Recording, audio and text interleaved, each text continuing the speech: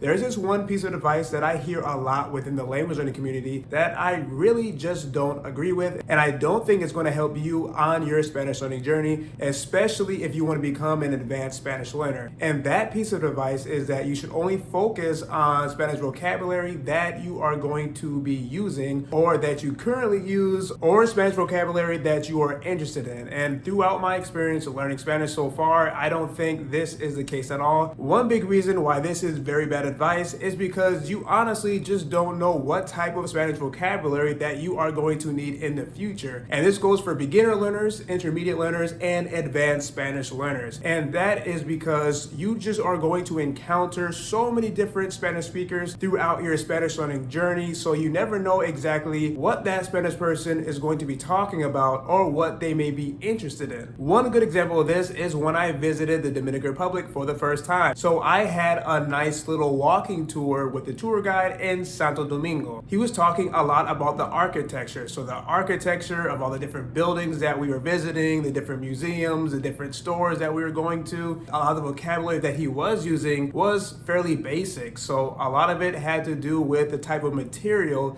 that a particular building was made out of or the street was made out of. So he was talking about stone, he was talking about brick, he was talking about plastic, glass, marble, and although that vocabulary was fairly simple, it's actually, I would say, a topic that I actually wouldn't necessarily study, and that's why I actually did not know what those words were because I didn't study it before, but neither did I have an interest to learn that type of vocabulary. But in this situation, on my little walking tour with my guide, it would have been very helpful to know this type of vocabulary. What I want you to take away from this story is that you should be open to learning different types of vocabulary, and you shouldn't just say, oh no, I don't need this type of vocabulary, because you never know who exactly is going to be using this vocabulary. Now, I don't want you to have the idea that I'm telling you to make a whole bunch of flashcards for every single topic possible within the Spanish language and just memorizing all those so you can use them. But it's more about the mentality that I want you to have as a Spanish learner. Being open to learn new topics so you can become an advanced Spanish learner. Especially for me, I never thought about learning vocabulary that was related to hair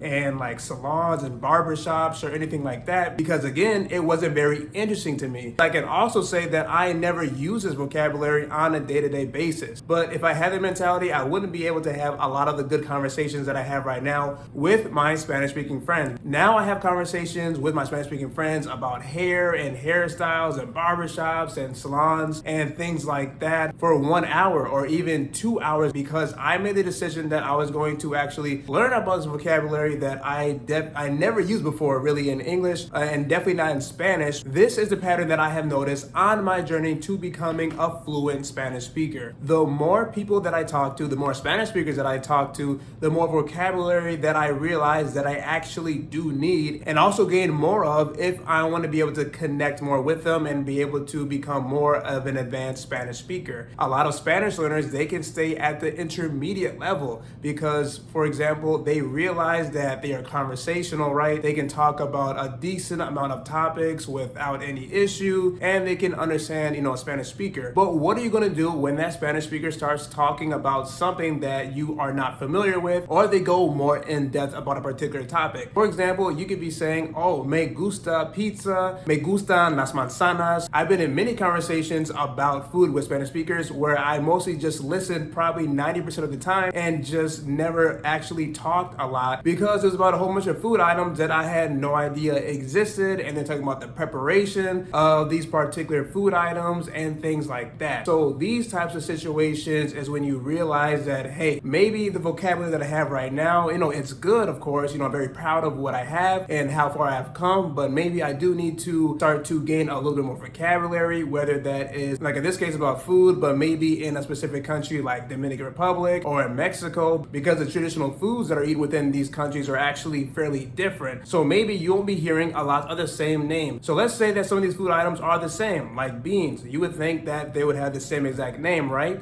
but actually, no. In Mexico, they call them frijoles. But in La República Dominicana, they say habichuelas. I want to make sure that you understand very well that you don't have to have a lot of passion and a lot of love for a particular topic to be able to actually study and to gain more vocabulary, but it's always about having a passion to learn more about the Spanish language, having a passion to learn how to express yourself more, because that is exactly what this new vocabulary is going to help you do. It's also going to help you increase your listening comprehension skills, your reading skills, your writing skills, and your speaking skills. So there are a bunch of benefits for why you should do this. What do you think? Should you only learn Spanish vocabulary that you're interested in and that you are going to use? Or should you not follow that advice and expand your vocabulary more? Let me know in the comment section below. Also, check out the links in the description box of this video for more Spanish learning resources. Esto es Spanish Blueprints. Me llamo Josue, and thank you very much for watching this video. I hope you enjoyed it, and don't forget to share it with your language learning buddies. Hasta luego.